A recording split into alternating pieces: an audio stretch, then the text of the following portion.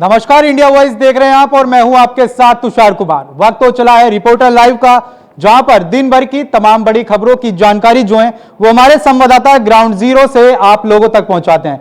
लेकिन सबसे पहले हम बात करेंगे कि आज योगी कैबिनेट में बैठक हुई। क्या हुआ बैठक में खास, बता रहे हमारे संवाददाता चंदन वर्मा ने आज इस तरह से कैबिनेट बैठक लिया। बैठक में करीबन 3 दर्जन से ज्यादा जो प्रस्ताव थे वो पास किए गए। हालांकि जिस तरह से जो लोग उम्मीद जताते जा रहे थे उसको देखते हुए उत्तर प्रदेश में करीबन 9 कंपनियों को एनओसी देने का जो प्रस्ताव था उस पर मोहर लग चुकी है। साथ ही साथ आईपीसी और सीआरपीसी में बदलाव के तहत 3 प्रस्ताव पास हुए हैं। वहीं उत्तर प्रदेश में गुंडा अधिनियम के तहत 1971 प्रदेश सार्वजनिक संपत्ति को क्षति पहुंचाने के मामले में भी जो बदलाव था वो पास होता हुआ नजर आया। साथ ही साथ महिलाओं बच्चों के ऊपर जिस तरह से गैंगस्टर को लेकर जो कार्रवाई देखने को मिलती थी उसमें लोग एंटी सेपेटरी बिल डाल देते थे। ऐसे में जो एंटी सेपेटरी जो बिल है उसको पूरी तरह से खारिज करते हुए उस पर भी मोहर योगी आदित्यनाथ की कैबिनेट बैठक में देखने को मिली है। कैमरा पर्सन राहुल के साथ में चंदन वर्मा, इंडिया वॉइस, लखनऊ। बात करेंगे अगली खबर की। आपातकाल की 50वीं बरसी पर बीएसपी सुप्रीमो मायावती ने प्रेस कॉन्फ्रेंस की। खबर पर विस्तार से जानकारी दे रहे हैं हमारे संवाददाता मोहम्मद आसिफ। भले ही बसपा की नया पूरी तरह से डूब चुकी है, लेकिन बसपा प्रमुख मायावती के तेवर अब भी नरम नहीं पड़ते दिख रहे हैं। आज बसपा प्रमुख मायावती ने आपातकालीन की 50वीं बरसी पर संविधान को लेकर कांग्रेस और बीजेपी पर बड़ा हमला बोला। कहा कि यह दोनों पार्टियां मिली भगत कर संविधान पूरी तरह से खत्म करना चाहती हैं। आज बसपा प्रमुख मायावती ने एक प्रेस कॉन्फ्रेंस किया जिसमें बसपा प्रमुख मायावती ने कहा कि बीजेपी और कांग्रेस एक ही थैली के चट्टे बट्टे हैं। वह संविधान को खत्म कर दे रहे हैं। धीरे धीरे पूंजीवादी और सामंती व्यवस्था के लिए संविधान में संशोधन किया जा रहा है। बिना नाम लिए बसपा प्रमुख मायावती ने सपा प्रमुख अखिलेश यादव पर भी निशाना साधा। कल ही सपा प्रमुख अखिलेश यादव ने संसद में संविधान की प्रति हाथ में लेकर प्रदर्शन किया था। आज बसपा प्रमुख मायावती ने इस पर करारा हमला बोलते हुए कहा कि कुछ लोग संसद में संविधान को हाथ में लेकर प्रदर्शन करते हैं, लेकिन वह कहीं न कहीं संविधान को धीरे धीरे खत्म कर देना चाहते हैं। बसपा प्रमुख मायावती ने सरकार पर यह भी हमला बोला कि सरकार महंगाई बेरोजगारी दूर नहीं कर पा रही है और यह संविधान में जिस तरह से संशोधन किया जा रहा है इसका लाभ सीधे तौर पर जातिवादी मानसिकता, सामंती और पूंजीवादी व्यवस्था के लोगों को मिल रहा है। फिलहाल जिस तरह से बसपा प्रमुख मायावती एक बार फिर से उपचुनाव के पहले पूरी तरह से एक्टिव मोड में दिख रहे हैं। आकाश आनंद की बसपा में वापसी कराई और उपचुनाव को लेकर बड़ी रणनीति कल ही बनाई और आज प्रेस कॉन्फ्रेंस करके जिस तरह से अपने तेवर दिखाए हैं, ऐसे में उपचुनाव में बसपा प्रमुख और बसपा पार्टी को कितना फायदा होता है यह समय बताएगा। सहयोगी रमाशंकर यादव के साथ आसिफ, इंडिया वॉइस, लखनऊ। बात करेंगे अगली खबर की। दिल्ली के मुख्यमंत्री अरविंद केजरीवाल को हाईकोर्ट से राहत नहीं मिली है। खबर पर ज्यादा जानकारी दे रहे हैं हमारे संवाददाता सादिक खान। दिल्ली के मुख्यमंत्री अरविंद केजरीवाल को लगा बड़ा झटका। अभी जेल में ही रहेंगे अरविंद केजरीवाल। आपको बता दें कि दिल्ली के मुख्यमंत्री अरविंद केजरीवाल की मुश्किलें कम होती हुई नहीं नजर आ रही हैं। अभी अरविंद केजरीवाल को दिल्ली की तिहाड़ जेल में ही रहना पड़ेगा। दिल्ली की हाईकोर्ट ने अरविंद केजरीवाल की जमानत को आज खारिज कर दिया है। अभी अरविंद केजरीवाल जेल में ही रहेंगे। साथ ही दिल्ली हाईकोर्ट के इस फैसले के बाद आम आदमी पार्टी ने कहा है कि हम इस फैसले पर असहमति जताते हैं। अब देखना यह होगा कि आगे अरविंद केजरीवाल की मुश्किलें कम होती हैं या यूं ही अरविंद केजरीवाल की मुश्किलें बरकरार रहेंगी। Sadiq Khan, India voice, Delhi.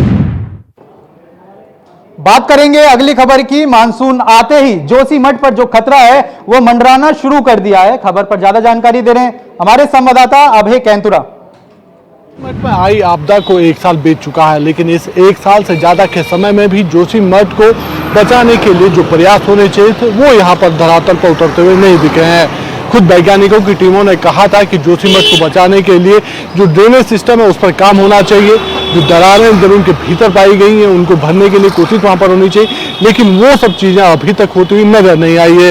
ये कहा जा सकता है कि अब जब फिर से मानसून सीजन यहाँ पर लौट आया तो ऐसे में कह सकते हैं कि लोगों की आशंकाएं और उनका जो भय है वो यहाँ पर दिखने लगा है, लेकिन सरकार के पास, प्रशासन के पास अभी भी कोई ऐसा ठोस जवाब नहीं है, ऐसी कोई ठोस प्लानिंग नहीं है कि जोशीमठ के लोगों को बचाया जा सके। क्योंकि मानसून सीजन में जब इन्हीं दरारों में पानी भरेगा तो फिर से भूदशाओं का खतरा वहां पर उत्पन्न होने लगेगा। जो भवन जर्जर हो चुके हैं वो भी वहां पर एक खतरे के जद में वहां पर आ चुके हैं। तो ऐसे में उसको बचाने के लिए जो काम वहां पर होना चाहिए था वो चीजें नहीं हो पाई है। और अब जब फिर से उपचुनाव वहां पर हो रहा है बद्रीनाथ सीट पर, तो लोगों की मांग है कि सरकार कम से कम ऐसी नीति यहाँ पर अपनाए, ऐसा वायदा करें ताकि जोशीमठ के लोगों को राहत मिल सके। कैमरामैन अतुल के साथ अभय कैंतुरा, इंडिया वॉइस, देहरादून। बात करेंगे अगली खबर की। लखनऊ में नीट पेपर को लेकर सपा कार्यकर्ताओं ने प्रदर्शन किया। खबर पर विस्तार से जानकारी दे रहे हैं हमारे संवाददाता Mohammad Asif. NEET paper leak मामले को लेकर राजधानी में जमकर प्रदर्शन किया। इस दौरान पुलिस वालों से सपा कार्यकर्ताओं के बीच झड़प हुई। सपा नेताओं ने कहा कि सरकार पूरी तरह से फेल हो चुकी है। लगातार पेपर लीक के मामले सामने आ रहे हैं, इससे छात्रों का भविष्य पूरी तरह से खतरे में पड़ गया है। आज सपा छात्र सभा के सैकड़ों कार्यकर्ता सड़क पर उतर आए। समाजवादी पार्टी मुख्यालय से सपा कार्यकर्ता लोक भवन की तरफ कूच करने लगे।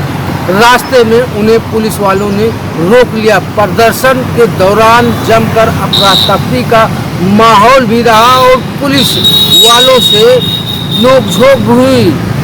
काफी जद्दोजहद के बाद पुलिस ने कई कार्यकर्ताओं को गिरफ्तार कर अपने साथ इको गार्डन भी ले गई। प्रदर्शन के दौरान सपा नेताओं ने कहा कि सरकार पूरी तरह से फेल हो चुकी है। नेट और नीट के पेपर लीक होने से छात्रों का भविष्य पूरी तरह से चौपट है, जिसे रोक पाने में सरकार पूरी तरह से विफल है। हालांकि आज ये सपा के इस प्रदर्शन को लेकर समाजवादी पार्टी नेताओं ने काफी तैयारी कर रखी थी और यह प्रदर्शन सपा प्रमुख अखिलेश यादव। बात करेंगे अगली खबर की। मथुरा में 10 श्रद्धालु फूड पॉइजनिंग का शिकार हुए। खबर पर विस्तार से जानकारी दे रहे हैं हमारे संवाददाता मोहम्मद फारूक। मथुरा के वृंदावन में पश्चिम बंगाल से दर्शन करने के लिए आए तमाम श्रद्धालु जो है फूड पॉइजनिंग का शिकार हो गए हैं, जिसमें 10 श्रद्धालुओं को आज वृंदावन के संयुक्त जिला चिकित्सालय में भर्ती कराया गया है। आए दिन होने वाली ये घटनाओं पर खाद्य विभाग इस पर संज्ञान नहीं ले रहा है, न कोई सख्ती बरत रहा है। ये 10 श्रद्धालु एक होटल में रुके हुए थे और जहां पर एक होटल में रुककर इन्होंने खाना खाया, उसके बाद ये सब लोग जो है फूड पॉइजनिंग का शिकार हो गए। और फूड पॉइजनिंग का शिकार होने के बाद 3 श्रद्धालुओं की हालत थोड़ी गंभीर बताई जा रही है, लेकिन खाद्य विभाग के अधिकारी इस ओर ध्यान नहीं दे रहे हैं। ब्रज में और खास तौर से वृंदावन में आए दिन फूड पॉइजनिंग का श्रद्धालु शिकार होते हैं और इसकी शिकायतें लगातार मिलती हैं। तमाम श्रद्धालु पहले भी फूड पॉइजनिंग का शिकार हो चुके हैं और वो संयुक्त जिला चिकित्सालय में भर्ती किए जाते हैं। हालत सुधरने के बाद ही वो वहां से वापस जाते हैं। तो श्रद्धालुओं का भी साफ तौर पर कहना है कि खाना मथुरा का सही नहीं मिलता है और यहाँ खाने के ऊपर कोई अधिकारी ध्यान भी नहीं देता है। इसको लेकर जो है श्रद्धालु काफी जो है नाराज दिखाई देते हैं, क्योंकि वो दर्शन करने आते हैं लेकिन खाने में कहीं ना कहीं मिलावट पाई जाती है। इंडिया वॉइस के लिए मैं मोहम्मद फारूक, मथुरा। बात करेंगे अगली खबर की। मथुरा पुलिस को एक बड़ी सफलता हाथ लगी है। खबर पर विस्तार से जानकारी दे रहे हैं हमारे संवाददाता मोहम्मद फारूक।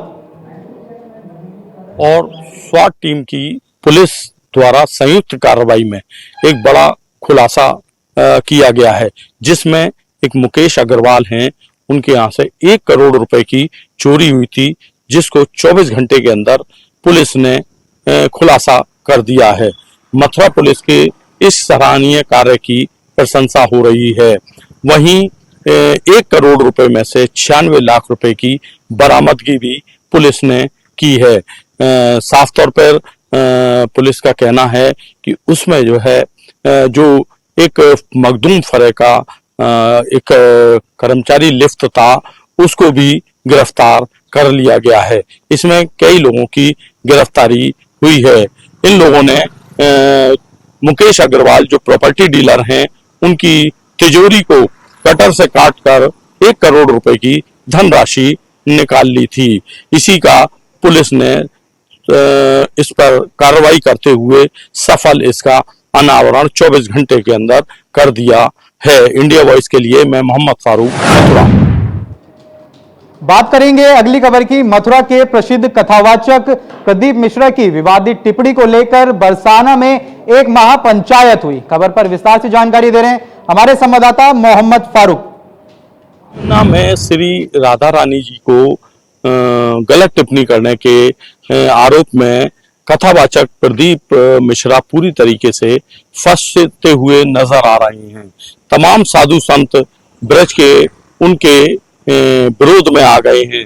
तमाम साधु संतों ने कल बरसाना में महापंचायत करके उनके ऊपर आरोप लगाते हुए कहा है कि जब तक प्रदीप मिश्रा माफी नहीं मांगेंगे, श्री राधा रानी जी के ऊपर टिप्पणी करने के ऊपर माफी नहीं मांगेंगे, और जब तक ये नहीं कहेंगे कि मेरी मति मारी गई थी इसलिए मैंने उन पर गलत टिप्पणी की है, जब तक उनको ब्रज के किसी भी मंदिर में घुसने नहीं दिया जाएगा। तमाम साधु संतों ने इस बात का ऐलान किया है। उनका कहना है कि इस पंचायत में यानी इस महापंचायत में ये ऐलान हुआ है और सर्वसम्मति से ऐलान हुआ है कि प्रदीप मिश्रा को सार्वजनिक रूप से सभी चैनलों पर और अखबारों में माफी मांगनी पड़ेगी। इंडिया वॉइस के लिए मैं मोहम्मद फारूक, मथुरा। फिलहाल समय हो चला एक छोटे से ब्रेक का, फौरन लौट रहे हैं। तो ब्रेक के बाद एक बार फिर से स्वागत है आपका। चलिए खबरों का सिलसिला आगे बढ़ाते हैं। वाराणसी में बीजेपी पार्षदों और नगर आयुक्त के बीच जबरदस्त बहस हुई। खबर पर विस्तार से जानकारी दे रहे हैं हमारे संवाददाता धर्मेंद्र पांडे। वाराणसी नगर निगम में सत्ता पक्ष से जुड़े हुए भाजपा के पार्षदों और नगर आयुक्त के बीच काफी गहमागहमी और झड़प का माहौल रहा। वाराणसी नगर निगम के तमाम महानगर के पार्षदों के द्वारा वाराणसी में लगातार जल जमाव और अन्य तमाम समस्याओं जन समस्याओं को लेकर के वाराणसी के नगर आयुक्त अक्षत वर्मा से मुलाकात की, जिसके बाद अक्षत वर्मा और नगर के पार्षदों के द्वारा बातचीत के दौरान काफी नोकझोंक दिखाई पड़ी। पार्षदों ने यह कहा कि वाराणसी में के विकास में कहीं न कहीं जिला प्रशासन नगर निगम बाधक बनती हुई दिखाई पड़ रही है। जन समस्याओं को लेकर के पूरी तरह जो है निराश यह नगर निगम दिखाई दे रही है, जिसको लेकर के तमाम समस्याओं को हम लोगों ने वाराणसी में नगर आयुक्त से मिलकर मुलाकात की और समस्याओं को अवगत कराया। मगर कहीं न कहीं नगर निगम की मंशा पीएम की छवि को धूमिल करती हुई दिखाई पड़ रही है। वाराणसी में तमाम समस्याएं का अंबार है, वहीं नगर निगम प्रशासन द्वारा इस समस्याओं को किसी तरह कोई ध्यान नहीं दिया जा रहा है, जिसको लेकर वाराणसी में लगातार यह माहौल जो है काफी तकझक का भरा हुआ दिखाई पड़ा। नगर निगम के सत्ता पक्ष से जुड़े हुए पार्षदों और नगर आयुक्त के द्वारा यह लगातार जो है घेराव किया गया, जिसके बाद कहीं न कहीं माहौल काफी गुस्से का दिखाई पड़ा। पार्षदों के द्वारा नगर आयुक्त के कार्यालय से निकलकर बाहर जा चले गए और सीधा पार्षदों के द्वारा यह आरोप लगाया गया कि नगर आयुक्त के द्वारा वाराणसी में कहीं न कहीं जन समस्याओं का अंबार जो लगा है, इसकी वजह जो है नगर निगम है। वाराणसी से धर्मेंद्र पांडे, इंडिया वॉइस। गाजीपुर में एक युवक की शादी टूटने पर उस युवक ने दूसरे युवक का कत्ल कर दिया। खबर पर विस्तार से जानकारी दे रहे हैं हमारे संवाददाता सुशील तिवारी। ये बड़ी सफलता जब शादी टूटने के बाद उस लड़के ने दूसरे व्यक्ति की हत्या कर दी, लेकिन पुलिस जब पूछताछ करती है तो वो बताता है कि उसकी शादी तय हो चुकी थी और दूसरा जो लड़का था वह दबाव बनाता था उस लड़की से कि वह उससे शादी न करे। और उस लड़के ने कहा इसीलिए उसकी शादी नहीं हो पाई और उसने अपने साथियों के साथ मिलके उसने एक प्लान बनाया कि क्यों ना इसको रास्ते से ही हटा दिया जाए। उसके बाद ये घटना सैदपुर की है। पुलिस के सामने उसने अपना जुर्म कबूल किया और उसने बताया कि उसकी शादी टूट गई थी और इसलिए वह खुद पर काबू नहीं रख पाया और साथियों के साथ मिलकर उसने उसकी हत्या करवा दी। घटना जैसे ही पुलिस के पास आती है सनसनी फैल जाती है, लेकिन पुलिस ने किया है बड़ा पर्दाफाश और विगत दिनों ये घटना घटी थी। घटना सैदपुर की थी। शादी टूटने से गुस्से में था वो युवक और उसने दूसरे ही साथी के साथ मिलके कर दी थी युवक की हत्या। इंडिया वॉइस की रिपोर्ट, सुशील तिवारी, गाजी। बात करेंगे अगली खबर की। मेरठ की tourist bus Delhi Dehradun bypass पर अनियंत्रित होकर पलट गई। खबर पर ज्यादा जानकारी दे रहे हैं हमारे संवाददाता शाहरुख सैफी। मेरठ के थाना प्रतापपुर क्षेत्र में दिल्ली देहरादून बाईपास पर हरिद्वार से आ रही दिल्ली को जा रही बस अनियंत्रित होकर पलट गई है। आपको बता दें मेरठ के बिग बाइक होटल के सामने अनियंत्रित होकर बस पलट गई है। उसमें मौजूद सवारी भी गंभीर रूप से घायल हो गई है। वहीं मौके पर पहुंची स्थानीय पुलिस ने घायलों को एक निजी अस्पताल में भर्ती कराया है और वहीं क्रेन बुलाकर बस को भी सीधा कराया है। लोगों को काफी परेशानी का सामना करना पड़ रहा था और काफी लंबा जाम भी लग गया था। मेरठ से इंडिया वॉइस के लिए शाहरुख सैफी की रिपोर्ट। बात करेंगे अगली खबर की। गाजीपुर में एक युवक ने अपने ही मालिक की दुकान में आग लगा दी। खबर पर ज्यादा जानकारी दे रहे हैं हमारे संवाददाता सुशील तिवारी। गाजीपुर की पुलिस ने किया घटना का पर्दाफाश। ये घटना है गाजीपुर जिले के मार्किनगंज की। जब एक युवक दुकान में काम करता था, लेकिन दुकान के मालिक ने उसको अपनी दुकान से निकाल दिया। जब पुलिस के सामने उसने अपना जुर्म कबूल किया तो उसने कहा वो पिछले 7-8 सालों से उस दुकान में काम करता था, लेकिन जब उसके मालिक ने उसको दुकान से निकाल दिया उसमें वह सनक में चूर था और उसके मन में यह था कि मुझे किसी भी तरीके से बदला लेना है। उसके बाद वह घात पाकर उसने आग को ही हवाले कर दिया। बड़ा नुकसान हुआ नगर। पुलिस ने चंद दिनों के बाद ही इस अपराधी को पकड़ लिया। इंडिया वॉइस की रिपोर्ट, सुशील तिवारी। बात करेंगे अगली खबर की। लोकसभा स्पीकर के चुनाव के लिए विपक्ष ने भी अपने उम्मीदवारों के नामांकन कर दिया। खबर पर ज्यादा जानकारी दे रहे हैं हमारे संवाददाता सादिक खान। लोकसभा स्पीकर के लिए किया गया नामांकन दाखिल। आपको बता दें कि लोकसभा स्पीकर के लिए आमतौर पर सत्ता व विपक्ष में सहमति बन जाती थी, लेकिन भारतीय इतिहास में पहली बार लोकसभा स्पीकर के लिए मतदान होगा। आपको बता दें कि एनडीए की तरफ से लोकसभा स्पीकर के ओम बिरला ने नामांकन दाखिल किया है, तो वहीं एनडीए ने अपना नामांकन दाखिल कर दिया। तो इंडिया गठबंधन की तरफ से कांग्रेस सांसद के सुरेश ने अपना नामांकन दाखिल किया है। साथ ही बुधवार को लोकसभा स्पीकर के लिए मतदान होगा। अब देखना यह होगा कि मतदान के बाद आखिर लोकसभा स्पीकर कौन बन पाएगा। Sadiq Khan, India voice, Delhi. बात करेंगे अगली खबर की। उत्तर प्रदेश के मुख्यमंत्री योगी आदित्यनाथ 2 दिनों के लिए गोरखपुर के दौरे पर हैं। खबर पर ज्यादा जानकारी दे रहे हैं हमारे संवाददाता अवनीश मणि त्रिपाठी। 2 दिवसीय दौरे पर सीएम योगी पहुंचे गोरखपुर। गुरु गोरक्षनाथ का पूजा अर्चना किया। 3 बजे पहुंचे प्रेक्षागृह, मनाया काला दिवस। काला दिवस के मुख्य अतिथि के रूप में मंच से संबोधित किया सीएम योगी आदित्यनाथ ने। वहीं प्रेक्षागृह में आए जो है स्वतंत्रता संग्राम सेनानियों को भी किया सम्मानित। देर शाम जो है रात्रि विश्राम गोरखनाथ मंदिर करेंगे। कल का जो प्रोग्राम है अभी कुछ आधिकारिक बयान नहीं आ पाए हैं। तब तक के लिए बने रहे। गोरखपुर से अवनीश मणि के साथ इंडिया। बात करेंगे अगली खबर की। मैनपुरी में नाली के विवाद को लेकर 2 पक्षों में जमकर लाठी डंडे चले। खबर पर ज्यादा जानकारी दे रहे हैं हमारे संवाददाता मुकेश कुमार।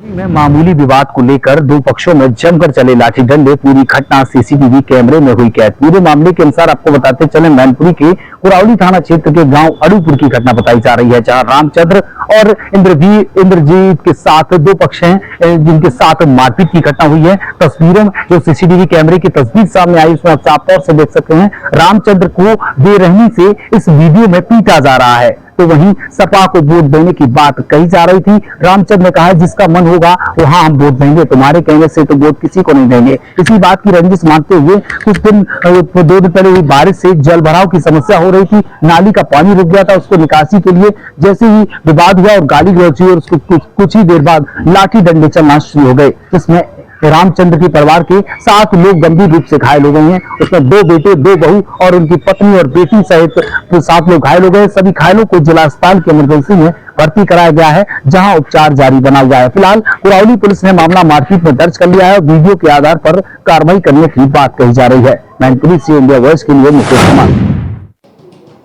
बात करेंगे अगली खबर की। मैनपुरी के एक हॉस्पिटल के डॉक्टर को पीटा गया है। खबर पर ज्यादा जानकारी दे रहे हैं हमारे संवाददाता मुकेश कुमार। शहर में नवीनीकरण प्राइवेट अस्पताल पर जांच करने गई स्वास्थ्य टीम पर हुआ हमला। 2 डॉक्टरों को साथ मारपीट की गई है, जिसमें डिप्टी सीएम सहित डॉक्टर विक्रम राज के साथ भी मारपीट की है। पूरे मामले के अनुसार आपको पता चला मैनपुरी के कचहरी रोड स्थित दया निधि नर्सिंग होम जो है हॉस्पिटल प्राइवेट है, उसमें संचालित हो रहा है। उसका नवीनीकरण के लिए मानक चेक करने के लिए स्वास्थ्य विभाग की टीम पहुंची थी। उसके बाद कुछ देर बाद ही डॉक्टर सुरेंद्र सिंह है जो डिप्टी सीएम है उनके साथ और डॉक्टर विक्रम राज के साथ जो संचालक हैं जो इस नर्सिंग होम संचालक है उनके द्वारा मारपीट की घटना को अंजाम दिया गया। तो वहीं डॉक्टर सुरेंद्र सिंह का तो मोबाइल फोन छीन लिया, जिससे वह वीडियो बना रहे थे। फिलहाल वो दोनों का मेडिकल कराया जा रहा है और दया निधि जो हॉस्पिटल है उसके विरुद्ध विभागीय कार्रवाई और पुलिस की ओर से मुकदमा पंजीकृत कर कार्रवाई करने की बात भी कही जा रही है, जिसको लेकर सभी स्वास्थ्य विभाग के डॉक्टरों ने कहा है कि ऐसी जो घटना की गई है वो दबंग कई का मामला सामने आ रहा है। इसमें डॉक्टर द्वारा डॉक्टरों को अंदर ले जाने के बाद 4-5 साथियों के साथ बुलाकर मारपीट की घटना को अंजाम दिया गया, जिसके बाद दोनों को मेडिकल के लिए जिला अस्पताल की इमरजेंसी में पहुंचाया गया, जहां उनका मेडिकल कराया जा रहा है और विभागीय कार्रवाई जो होगी वो अमल में लाई जाएगी। फिलहाल डॉक्टर सुरेंद्र ने साफ तौर से कह दिया है कि वह जितने भी संचालित ऐसे हैं जिनके यहाँ डॉक्टर की अपॉइंट भी नहीं पाई गई है, उनके दस्तावेजों में काफी कमियां पाई जा रही हैं और उसके विरुद्ध ही वह जांच करने पहुंचे थे। इसके बाद मारपीट की घटना हुई है और पुलिस को तहरीर दी गई, मामला पंजीकृत किया जा रहा है, उनके विरुद्ध कठोर कार्रवाई की जाएगी। मैनपुरी से इंडिया वॉइस के लिए मुकेश कुमार। फिलहाल के लिए रिपोर्टर लाइव में इतना ही। देश और दुनिया की तमाम बड़ी खबरों को जानने के लिए बने रहें इंडिया वॉइस के साथ। नमस्कार।